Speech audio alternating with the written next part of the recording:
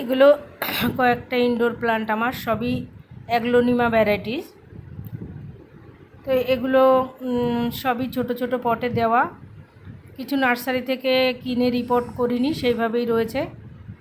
তো এগুলোকে একটু খাবার দেওয়ার দরকার, প্রায় মাস দুয়েক হয়ে গেল। তার জন্য নিয়েছি নিমখোল, কম্পোস্ট আর একটু ফাঙ্গাসাইড মিশিয়ে নিচ্ছি। এগুলোই সব গাছে এক মুঠ করে দিয়ে দেব। এগুলো তো আমি সানলাইটে রাখি না, জানলায় রাখি, কিন্তু খুব ব্রাইট আলো আসে সেখানটাই রাখি। গাছ খুব ভালো সুন্দরভাবে বেড়ে উঠছে, আর খুব সুন্দর গাছের পাতার কালারগুলো হয়েছে, দেখতেও খুব সুন্দর হয়েছে। এই গাছটা একদম ছোট্ট এনেছিলাম আমি, 4-5 আঙুল। গাছটা ঘরেই রয়েছে, তো ছোটো পটেই থাকবে এগুলো। এখন যেটা যেমন ইয়ে আছে, দু একটা এর ভিতর চেঞ্জ করতে হবে। তো আপাতত আমি এই খাবারগুলো দিয়ে গাছগুলোকে আবার জল দিয়ে জানলাতেই রেখে দেব। তো অ্যাগ্লোনিমা ভ্যারাইটির গাছটা এত সুন্দর সুন্দর ভ্যারাইটি আছে, সবগুলো তো কেনা যায় না, যেগুলো যেগুলো যখন পাই কালেকশন সেগুলো কিনি।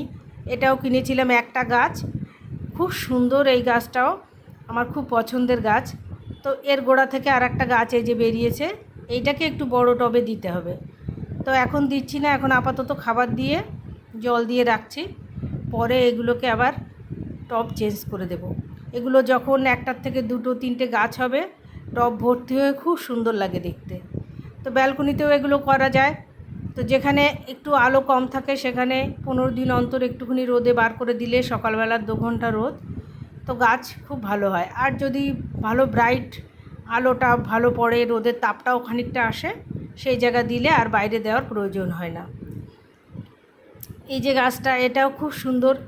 এর গোড়া থেকে আমি গাছ তুলে আরও একটা টবে লাগিয়েছি, সেখান থেকেও আবার তুলে একজনকে দিয়েছি।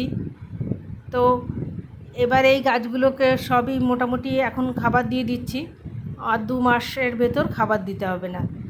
আর মাঝে মাঝে পাতায় একটু জল স্প্রে করে দিলে ভালো হয়, পাতার গ্লেজ সুন্দর হয়। পাতায় নোংরা হালকা করে ধুলোর পরত টরত হলে সেগুলো ধুয়ে যায়, আর গাছ খুব সুন্দর হয়, পাতারও কালার খুব ভালো হয়। তো মাঝে মধ্যে জল স্প্রে করে দিতে হবে। আর এই গাছগুলো, এগুলো অ্যাগ্লোনিমার ভ্যারাইটি। এরও গোড়ায় গাছ হয়েছিল, তুলে আমি একজনকে দিয়েছি। এত সুন্দর দেখতে, সাদা ডগার মধ্যে সবুজ পাতার গুলোও খুব সুন্দর। আর পাতার এত গ্লেজ সুন্দর হয় যে ঘরে রাখলে ঘরের সত্যি শোভা 1000 গুণ বেড়ে যায়। আর এই গাছ এখন আউটডোর প্লান্ট আমি নিজেই অনেক কমিয়ে দিয়েছি। ইনডোর প্লান্ট এখন অনেক করছি, বিভিন্ন প্রজাতির ইনডোর প্লান্ট। তার মধ্যে এই অ্যাগ্লোনিমা এগুলোই করেছি। তো এটারও পাতাটা খুব সুন্দর দেখতে, আর গাছটা খুব সুন্দর।